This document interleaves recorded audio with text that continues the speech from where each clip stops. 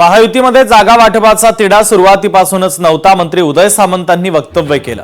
जागा वाटपाची चर्चा अंतिम टप्प्यात आहे. युतीमध्ये लढाईचं निश्चित. 227 जागांवर महायुती असेल. मंत्री उदय सामंतांनी माहिती दिली आहे. जागा वाटपाची बोलणी ही अंतिम टप्प्यामध्ये आहे. युतीने लढायचं हे निश्चित आहे. कोणाला किती जागा मिळाल्या याच्यापेक्षा 227 ठिकाणी आपण महायुती म्हणून लढतोय. आणि आपल्याला माहिती आहे की स्वतःच्या अस्तित्वासाठी काही लोकांनी काय आघाड्या केल्या असतील, युत्या केल्या असतील आणि ते पुढे जात असतील तर त्याचा कुठचाही फरक हा आमच्या युतीवर पडणार नाही. आम्ही अतिशय संथ गतीनं जरी चाललेलो असलो तरी मुंबई महानगरपालिकेवर महायुतीचाच भगवा फडकेल. नाही, आज होईल ना 27 जागांवरचं घोडं जे अडलेलं आहे ते आज. मी काय सांगितलं, जागा वाटपा संदर्भामध्ये जो निवडून येणार आहे त्याला उमेदवारी देण्याच्या संदर्भातला आमचा जो क्रायटेरिया आहे माननीय शिंदे साहेबांचा, माननीय देवेंद्रजींचा, त्या याच्यावर आम्ही चर्चा करतोय म्हणून कदाचित वेळ लागत असेल.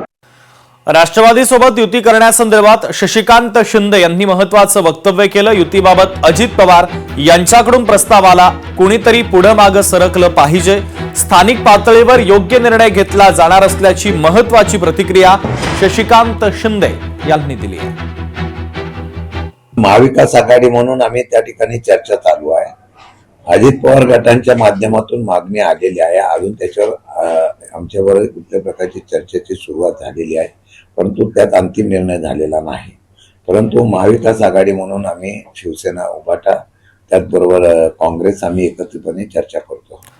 वंचितकडून काँग्रेसकडे 70 जागांची मागणी करण्यात आली. 2 जागांवरून युती रखडली. चेतन अहिर यांनी प्रतिक्रिया दिली. वंचितकडून 20 आणि 50 जागांच्या 2 याद्या सादर करण्यात आल्या. युतीचा चेंडू आता काँग्रेसच्या पारड्यात. वंचित बहुजन आघाडीच्या माध्यमातून 2 यादी जी आहे ती आम्ही काँग्रेसच्या समितीला पाठवली होती.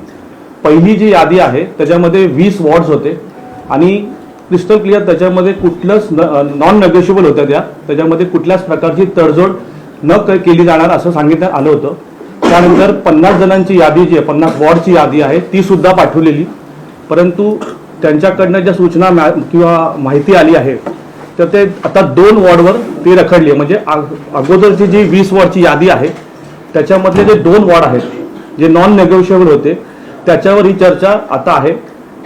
ती जी 2 वॉर्ड आहेत ते काँग्रेसच्या एका नेत्याच्या कुटुंबासाठी ही बोलणी ती थांबलेली आहे. पण पूर्ण सकारात्मक भूमिका जी आहे वंचित बहुजन आघाडीची आहे. लोकशाही मराठी ऐका, पहा, जागरूक रहा.